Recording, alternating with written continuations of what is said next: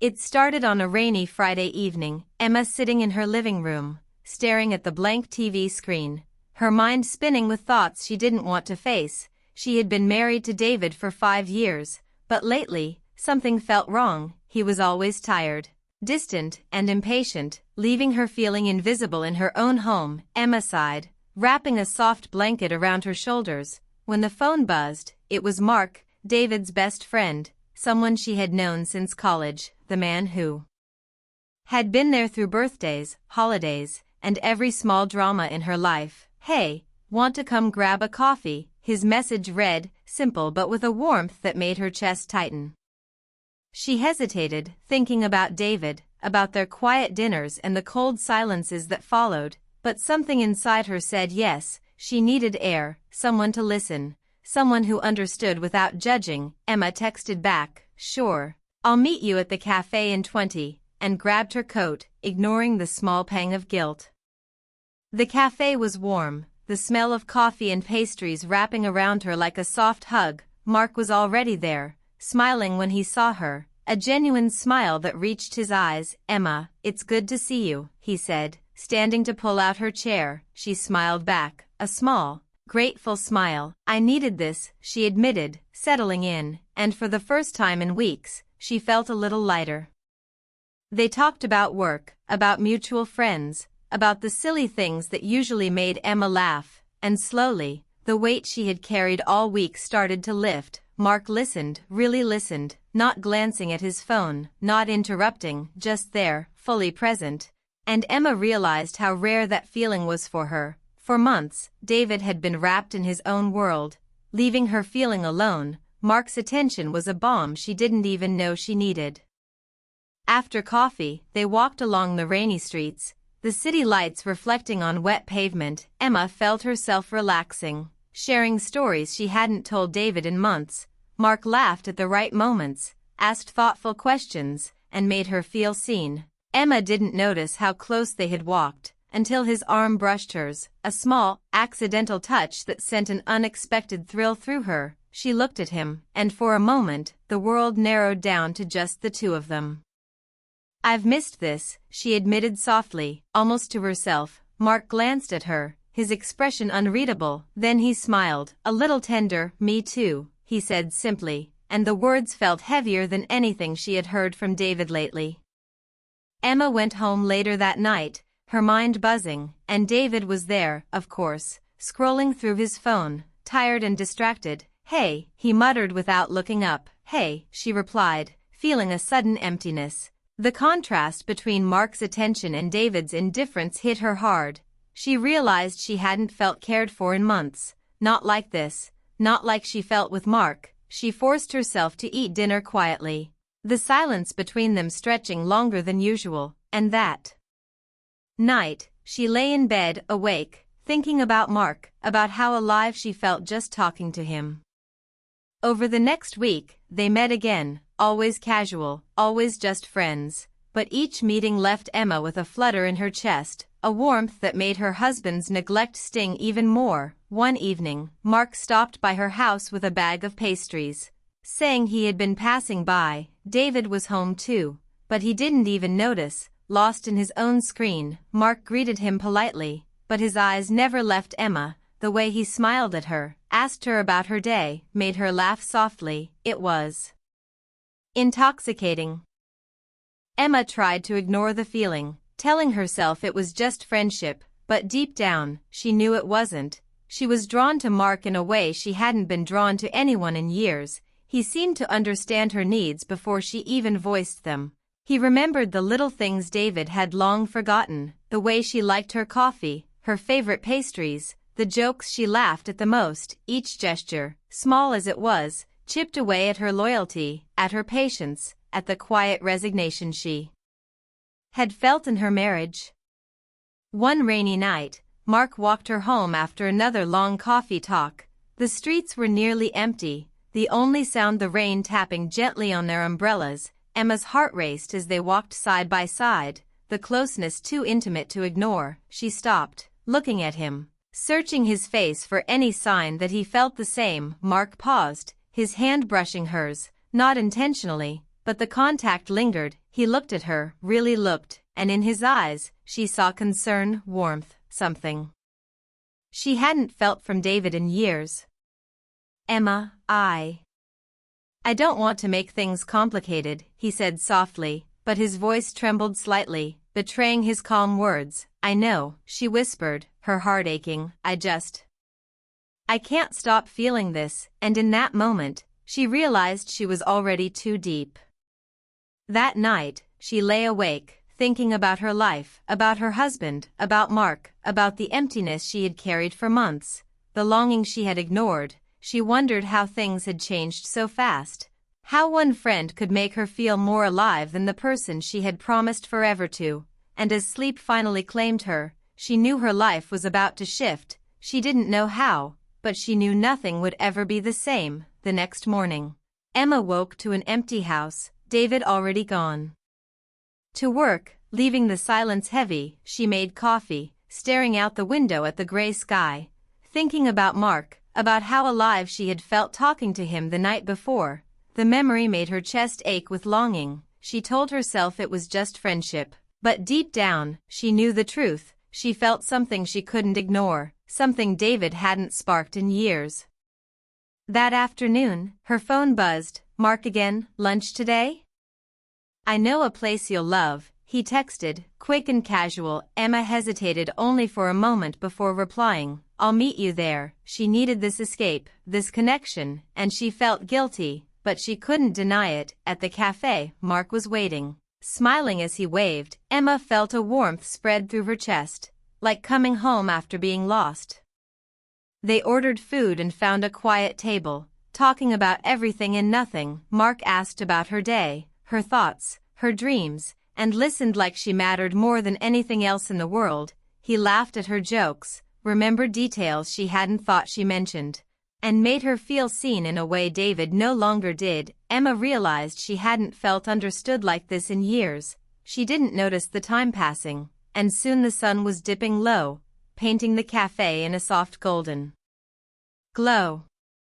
Walking back to her car, they passed the small park where Emma had spent childhood afternoons, and Mark suggested they sit for a while. The park was quiet, the early evening air cool but comforting. They talked about hopes, about fears, about life, and Emma felt a trust growing that scared her. She realized she could tell him anything, that she wanted to, and that realization made her heart pound. She looked at him, and Mark's eyes met hers with an intensity that made her breath catch.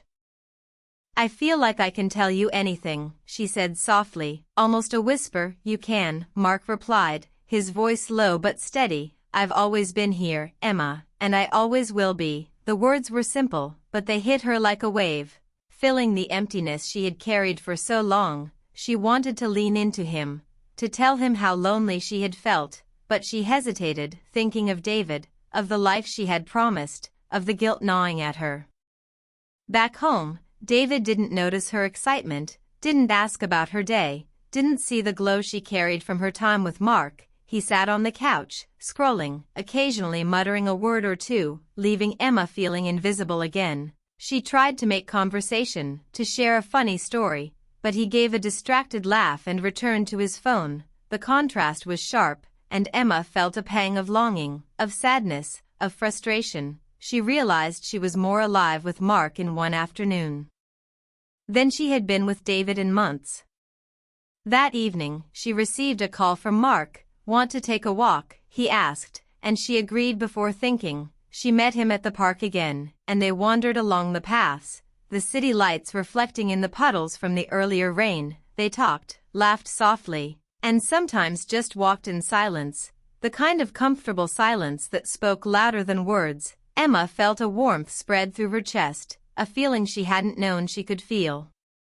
As they walked, Mark stopped at a small fountain, turning to look at her. "Emma, I don't want to push you, but I need to be honest," he said, his eyes searching hers. "I feel something for you, something more than friendship." Her heart raced, the words confirming what she had tried to deny. She swallowed hard. "I feel it too," she admitted, her voice trembling. The confession hung between them, heavy and charged, a turning point that could change everything. Emma went home that night, feeling restless, unsure of what she had just admitted. She knew it was wrong, but the truth was undeniable. She couldn't ignore the connection, the care, the warmth that Mark gave her. And the emptiness David left behind only made it more painful. She lay in bed, staring at the ceiling, wondering if her feelings would destroy her marriage or save her from a life of loneliness. The guilt pressed on her, but so did the longing. And the choice she faced seemed impossible. The next day, David came home late, exhausted and irritable, and Emma found herself withdrawing, avoiding conversation, focusing instead on Mark's texts. His words were gentle, kind, caring, asking about her, checking in, showing interest in her day, and every message made her heart leap. She felt seen, valued, understood, a stark contrast to the cold distance from her husband. She knew the risk, but she couldn't stop, couldn't ignore the life she felt with Mark. That evening, she met Mark at a small bookstore she loved, browsing the aisles together, laughing softly at silly book covers, sharing stories from their pasts. Emma felt a spark, a connection that she had longed for. Her hand brushed his as they reached for the same book, and the simple touch sent a shiver down her spine. She looked up, and Mark's eyes held hers, filled with a quiet understanding, a reassurance that made her chest ache. "Emma, I know things are complicated," Mark said softly. "I just want you to be happy, even if it's not with me right away." The words were gentle but full of weight, and Emma felt tears prick her eyes. She nodded, unable to speak. Knowing he understood everything she couldn't say, they left the bookstore together, walking in silence, the connection between them stronger than ever, but the tension of her life at home looming over her. That night, David argued over a small, trivial matter, snapping at Emma over something insignificant, and she felt the contrast even sharper, the warmth and understanding from Mark versus the cold irritation from David. She realized she couldn't live in this gap, couldn't ignore her feelings any longer. She had to make a choice, but the thought terrified her. She didn't want to hurt anyone, but staying silent felt like a slow death of her own happiness. Emma lay awake again, torn, thinking about the warmth of Mark's hand, the gentle concern in his voice, the laughter they shared. She thought about David, about promises, about the life they built, and about how invisible she felt. Her heart ached with longing, guilt, confusion, and hope. The storm of emotions left her restless, knowing deep down that nothing could remain the same. The following week felt heavier than ever, Emma going through the motions of her life with David while her thoughts were with Mark. Each glance from her husband, each distracted word, each sigh, reminded her of the emptiness she had tried to ignore. At the same time, every text from Mark, every call, every meeting, made her feel alive, made her heart race, made her wonder if she could finally be truly seen. One evening, David suggested dinner at a new restaurant, trying to reconnect, but Emma couldn't bring herself to care. She smiled politely, nodded, but her mind was elsewhere. She wanted connection, warmth, attention, and David offered none of it. Sitting across from him, hearing his complaints about work and life, she realized how far apart they had drifted. The spark was gone, and no amount of polite conversation could bring it back. After dinner, she drove home silently, the weight of her emotions pressing on her. When she reached her driveway, her phone buzzed, Mark's name lighting up the screen. "Walk with me?" he asked, simple as always, and Emma didn't hesitate. She needed him, needed the comfort, the understanding, the attention she had been missing. The park was quiet, the city calm, and the cool night air seemed to wash away the tension. They walked together under the streetlights, talking about small things, laughing softly, sharing private jokes, the kind that made Emma feel at home. She realized how natural it felt to be with him, how effortless the conversations were, how safe and alive she felt. Her chest swelled with emotion, a mixture of longing, fear, and hope. "I don't want to hurt anyone," she admitted, her voice low. "I know," Mark said softly, "but you have to be true to yourself." His words were gentle, but they struck deep, echoing everything she had felt in silence for months. The next day, Emma made a decision, one she had been afraid of for weeks. She sat David down, her hands trembling, her heart racing. "David, we need to talk," she said, and he looked up, tired and impatient, she took a deep breath. I feel like we've grown apart. I've been feeling lonely, unseen, and I can't ignore it anymore. David frowned, tried to argue, but she held up her hand. Please, just listen. And she explained how she felt, how she needed emotional connection, how she couldn't continue living in silence. David was quiet, his face unreadable, and for the first time, Emma felt a mix of relief and fear. Relief that she had spoken her truth, fear for what would come next. She didn't know if he would understand, if he would try to fix things, or if this was the end, but she knew she couldn't go back to feeling invisible. She couldn't ignore the life she longed for. After the conversation, Emma called Mark, needing his comfort, his support, his understanding. I talked to him, she said softly, her voice trembling, and I don't know what happens now. Mark listened quietly, then said, whatever happens, I'm here, Emma. I'll support you, I'll be with you, and we'll figure this out together. His words were a lifeline, a promise, a hope she hadn't dared to feel in years. Over the next few days, Emma reflected on her life, her feelings, and her choices. She realized that staying in a marriage where she felt unseen was slowly breaking her, while the connection with Mark reminded her of who she was, of the warmth and laughter she had lost. She remembered the small moments, the gentle smiles, the thoughtful gestures, the way he listened, truly listened, and she knew she couldn't ignore it any longer.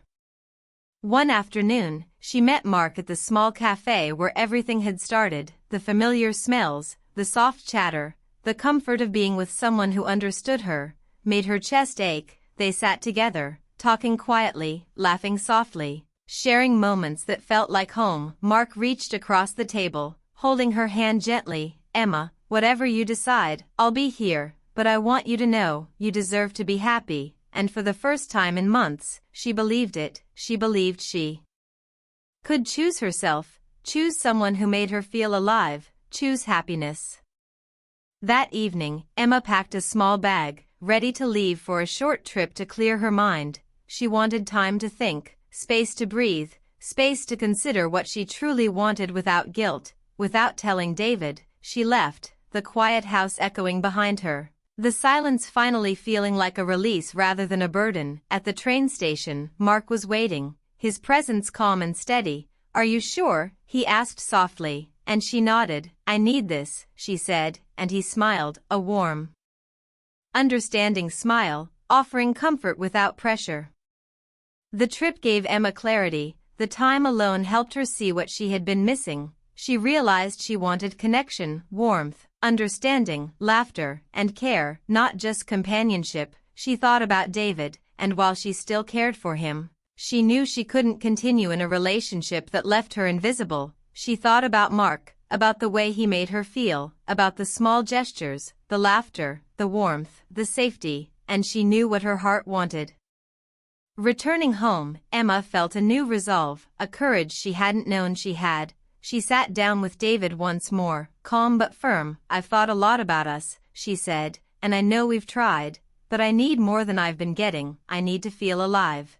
And I don't feel that here anymore. David looked stunned, angry, hurt, but she held her ground. I hope you understand. I hope we can part without bitterness, but I need to follow my heart. After the conversation, she called Mark, her heart racing. I'm ready, she whispered, and he smiled, a mixture of relief and tenderness in his eyes. They met later that evening, walking hand in hand, the city lights reflecting in their eyes. The tension, the fear, the guilt, all melted away as they laughed softly, sharing quiet stories, feeling alive, feeling seen, feeling hope. For Emma, it was a beginning, a chance to feel love, attention, and care again, a new chapter, one built on understanding, warmth, and emotional connection, and she knew she had made the choice that was right for her. As the night settled, Emma looked at Mark, and he looked at her, and without words, they both knew that life would be different, challenging, but full of hope. The past was behind her, the future uncertain, but for the first time in years, she felt alive, cherished, and truly happy, and that feeling, that simple, beautiful feeling of being seen and valued, was worth everything.